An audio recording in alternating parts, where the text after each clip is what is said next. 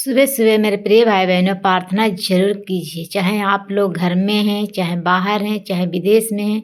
जहाँ आप लोग हैं तहाँ आप लोग प्रार्थना कीजिए, क्योंकि हम लोग के लिए प्रार्थना बहुत ज़रूरी है। तो आप लोग प्रार्थना कीजिए। हे प्रभु यीशु मसीह, हम अपने खाली मनों को लेके आपके चरणों में आती हूँ। अपने प्रभु जी हृदय का आपके हजूरी में देती हूँ पिता परमेश्वर। प्रभु आप जैसे चाहिए वैसे चलाइए प्रभु जी, क्योंकि पिता परमेश्वर आप प्रभु जी हर एक के मनों को जांचने वाले आप हैं प्रभु जी। आप सहायता कीजिए, मदद कीजिए पिता परमेश्वर, क्योंकि जब आप लोग मेरे प्रिय भाई बहनों इसी तरह पिता परमेश्वर के प्रार्थना जहाँ से आप लोग करते हैं, प्रभु यीशु मसीह आप सभी की जीनों में आशीष देंगे, सामर्थ देंगे। हमारे विश्वास है कि हमारे पिता आप लोग के जीनों में आशीष दे चुके हैं। यीशु मसीह के नाम से मांगती हूँ, आमीन आमीन आमीन।